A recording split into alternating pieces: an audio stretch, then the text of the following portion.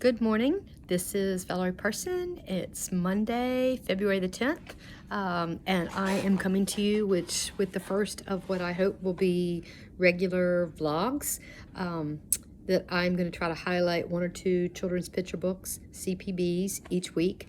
The question often arises, how do you use children's picture books in your high school English language arts classes? And I guess for that matter, they can be used, CPBs can be used actually across the curriculum. But I'm going to talk from at least where I think I have some ethos from the position of an English language arts teacher. So first, a story, though, I think that will help contextualize this. So this is year 30. I teach here at Currituck County High School. And I've been in the same school all 30 years of my career. And so teach here. Currituck is part of the Outer Banks of North Carolina, so love this state, love my job. I love teaching. When I first started teaching, I came in the middle of the year. This is about before we were on 4x4, and I was teaching all sophomores, and I started teaching in January of '95, and my task, the big task, was to get my sophomores ready for the state writing test. Back in those days, sophomores took a state writing test. It was a literary analysis, and it was always the first Tuesday in March. So it came in, and that's what I was tasked with, to get them ready to have, a piece of literature that they really knew inside and out, that they could write, they could analyze. So after that first state writing test in March, I was able to look at something the students had worked very hard, and it had been a challenging year for them of transition. They had started with one teacher first semester and then got me a second teacher, brand new teacher, in the middle of the year.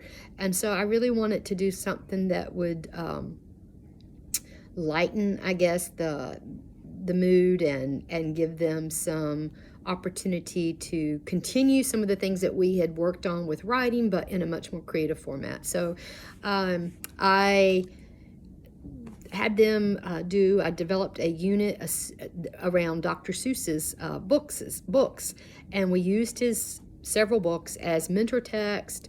We studied the way that he developed characters. We looked at the craft of his writing, a lot of the literary techniques with figurative language. We looked at his illustrations.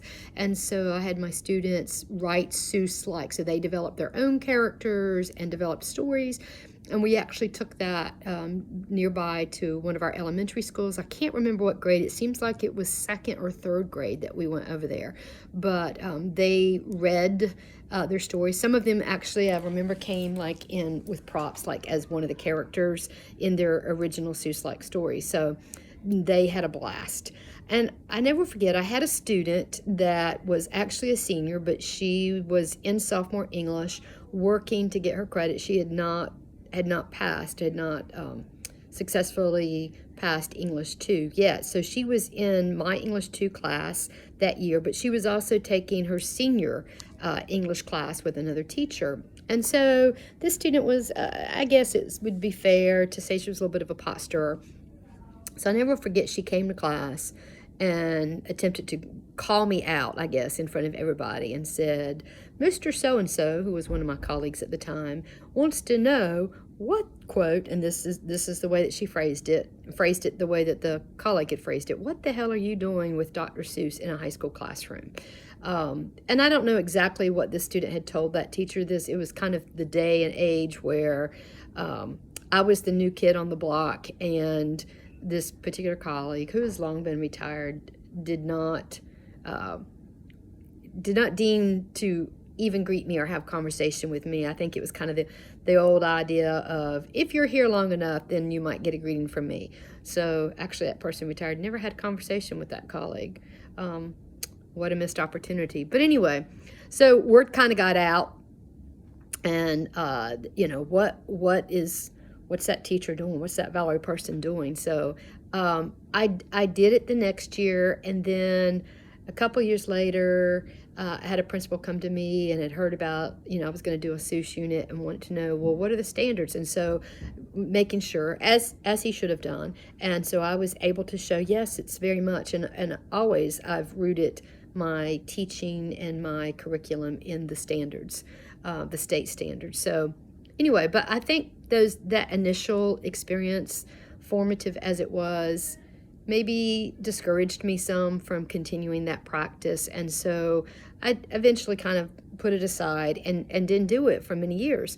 So in spring of 2022, I returned to doing some work with children's picture books in my classes. Specifically, I at that point had transitioned more to English 4 with seniors, and I had seniors that was just trying to get across the line, graduation, that were not, this is post-COVID, we're not very motivated, and so came up with a children's picture book project. And I've got a blog on that, and I'll share more on that where you can read about that. But as a result of that project, which initially I just conceived as a way to help them get across the finish line, it's evolved and grown into something that I had no way of knowing that it was going to grow into what it's grown into. So my classroom now, and I'll kind of show you, I have a pretty extensive children's picture book library, particularly for a high school English teacher. So on every table, I've got bins, I've got children's picture books galore.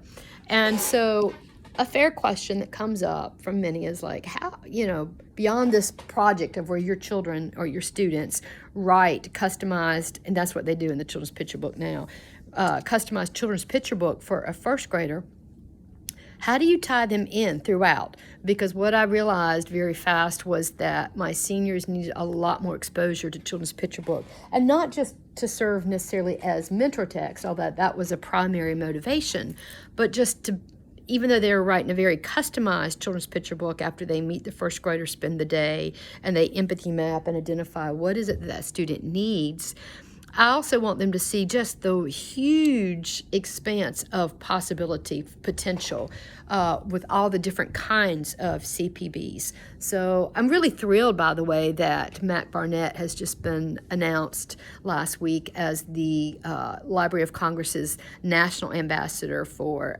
Literature for Youth. And he is choosing to focus on the storytelling of the children's picture book, and even, really get us to shift our thinking that children's picture books are literature and need to be approached as such. So I'm like, okay, I'm kind of aligned with Mac Barnett here, because I've been doing this, since spring of 2022. Anyway, so what do I do in addition to having them out? I try to tie in lessons. So the last weekend, it's kind of came into today too, because we don't always finish everything in just, the 5 days. I specifically have used 2 children's picture books. I just want to talk about these 2 in particular. So one of them is Adam Lehrhaupt is the writer. Idea Jar. It's illustrated by Deb Paludi, and it's a fantastic children's picture book. What I used this for last week is to really highlight this idea that regardless of age, we can often, as writers, composers, whatever we're writing and composing our stories, be it through words, oral storytelling, music, dance, that sometimes we struggle with ideas. Sometimes we don't think that we have an idea. Sometimes we don't think that the idea that we perhaps have is good enough.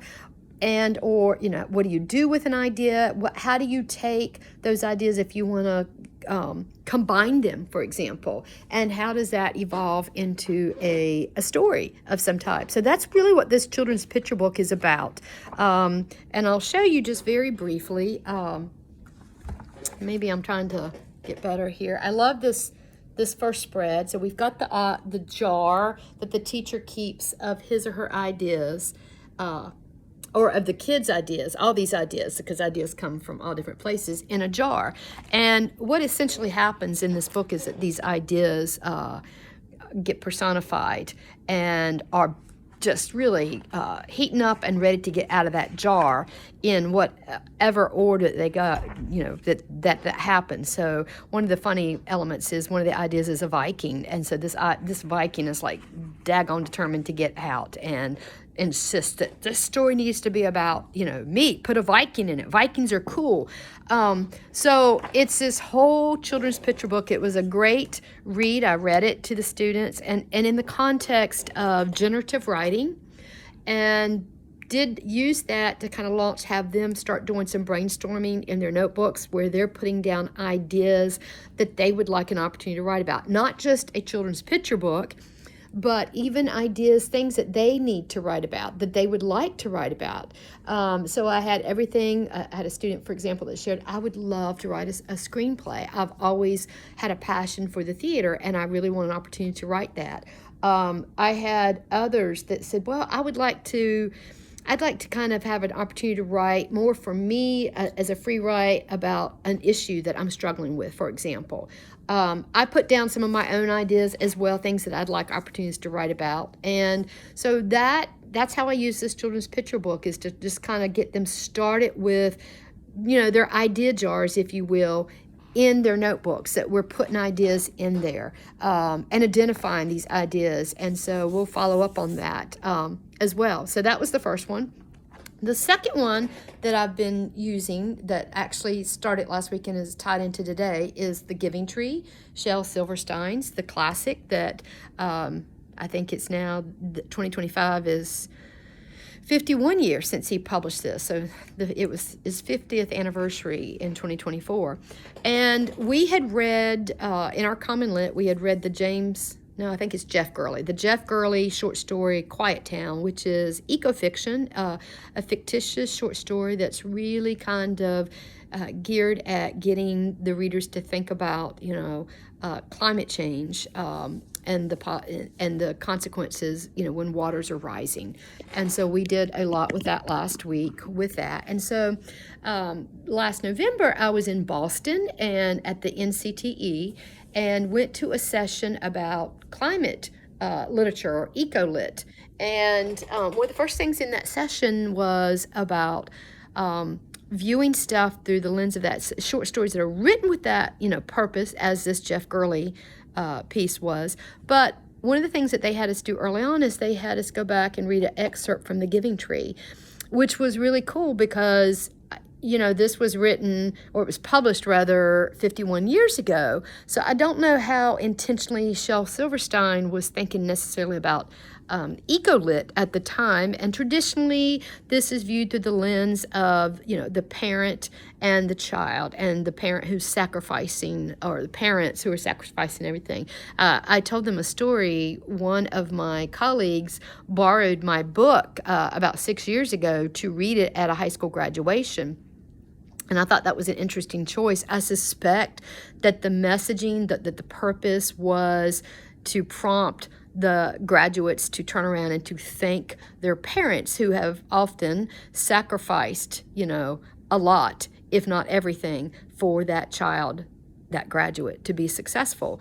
But I thought that was interesting given the nature of The Giving Tree. But again, our interpretations can vary, particularly based on the time period, the relevance, and the audience, and when we view it through the lens of something such as eco-lit or climate change. So we've been looking at that Friday and today, basically read it, and talked a little bit about that, and had students identify sentences for microanalysis, and talked about those sentences through the lens of climate change and how that shifts. And so it's ended up making a nice foundation to talk about audience. Who needs to hear this story? Even if that's not who the original audience that Shel Silverstein had in mind. So those, anyway, are the two that I wanted to highlight. And this has been a little bit longer than what I hope to get my vlogs to. But as the first one, I thought I needed to explain a little bit of context. So anyway, hope you can benefit from maybe something I said. And I would love to hear your ideas around specific titles of children's picture books and how you might tie them into a lesson in your English language arts classroom. Or for that matter, if you're in a social studies classroom or any classroom, any discipline for that matter. So, all right. So thank you and have a blessed day.